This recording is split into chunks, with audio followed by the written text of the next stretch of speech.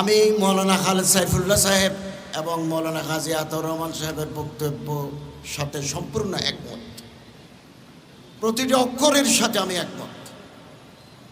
ইসলামী আন্দোলন জাতীয় রাজনৈতিক দল,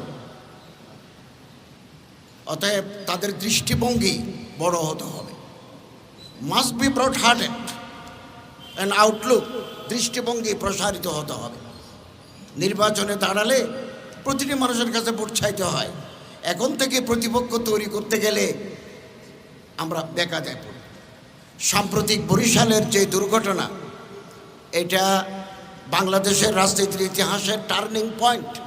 ইতিহাসে একটা বারবার শব্দ আছে, টার্নিং পয়েন্ট। পরিস্থিতির মোড় ঘুরিয়ে দেয়। এটা পরিস্থিতির মোড় ঘুরিয়ে দিয়েছে এবং ইসলামী আন্দোলনকে 10 বছর এগিয়ে নিয়ে গেছে। যুগ যুগ ধরে বলা হতো, অনেক মাসাইল, অনেক প্রশ্ন ছিল গভর্নমেন্টের সাথে চরমোনাইয়ের কী সম্পর্ক। অনেকে আমার কাছে ফোন করেও জানতে চেয়েছে। আজকে এটা পরিষ্কার হয়ে গেছে, ইসলামী আন্দোলন সরকারের বি টিম নয়। এবং নায়েবে আমির সাহেব আহত অবস্থায় বলেছেন, এই সরকারের পতন না হওয়া পর্যন্ত রাজপথ ছাড়ব না। এবং এটার কারণে বাংলাদেশের পত্রিকায় গত বছর 3 মাস আগে, 4 মাস আগে, প্রথম আলো, যুগান্তর, সমকালে এই পরিমাণ স্পেস দিতে তারা সংকীর্ণ ছিলেন। এই ঘটনার পরে রীতিমতো পোস্ট এডিটোরিয়াল লিখতেছেন। Voice of America, Deutsche Welle এবং বিবিসি রিপোর্ট করেছে, টকশো হচ্ছে। গতকালের আজকের পত্রিকায় পিছনের পাতায় ইসলামী আন্দোলনকে কেন্দ্র করে রাজনীতির নতুন মেরুকরণ শুরু হয়েছে। হেডিং এটাকে অনেক এগিয়ে, এই ঘটনা ইসলামী আন্দোলনকে অনেক দূর এগিয়ে নিয়ে গেছে। এবং চরমোনাইয়ের হজরাতদের যে রাজনৈতিক দূরদর্শিতা, যে প্রজ্ঞা, যে পলিটিক্যাল প্রুডেন্স, এটা প্রমাণিত হয়েছে। বরিশাল বিশ্ববিদ্যালয়ের সামনে লাঠি সোটা নিয়ে কর্মীরা ছিল, কিন্তু নায়েব আমির সাহেব ওনাদেরকে শহরে প্রবেশ করতে দেন নাই। শুধু ওখানে নয়, আরও বিভিন্ন পয়েন্টে ছিল। যদি ওই দিন ঢুকে পড়তো তাহলে নির্বাচন বানচাল হয়ে যেত। গভর্নমেন্টের হাতে একটা কাঠ চলে যেত, বলো এরা সন্ত্রাসী, এরা জঙ্গি, এদের দমন করো, এদের গুম করো। এই সুযোগ গভর্নমেন্ট পায় নাই।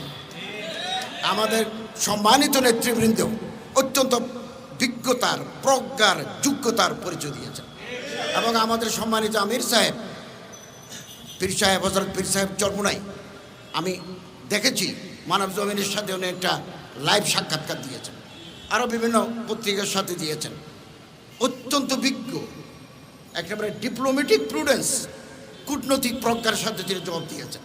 ওরা বারবার প্রশ্ন করে, উনি খুব সুন্দর করে জবাব দিয়েছেন, রাখি কথা বলেছেন। এবং এটা একজন রাজনৈতিক নেতার যোগ্যতার পরিচয়। এবং বাংলাদেশের রাজনীতিতে ইসলামী আন্দোলন এখন 2-3 নম্বরের হিসাবের খাতায় আছে। অতএব আমাদের নেতৃবৃন্দ, নীতি নির্ধারক যারা আছেন, তারা সিদ্ধান্ত নেবেন আগামী দিনের রাজনীতি কী হবে। ঐক্য করা যাবে কি না, না আমরা নিজেরাই চলবো, নাকি যার যার প্ল্যাটফর্ম থেকে সে কথা বলবো, এটা আমাদের নীতি নির্ধারকরা সিদ্ধান্ত নেবেন, আমি মেনে নেব। এই 19-20 সাল করোনা, মসজিদে জুমা হবে কিনা, পাকিস্তান গভর্নমেন্ট অর্ডার দিল 3 জনে জুমা পড়বে অথবা জুমা পড়বে না, এই সেই। कराची दारुल उलूम में तारीख अपने आप को दोहराती है, तारीख अपने आप को दोहराती है, हिस्ट्री रिपीट्स इटसेल्फ।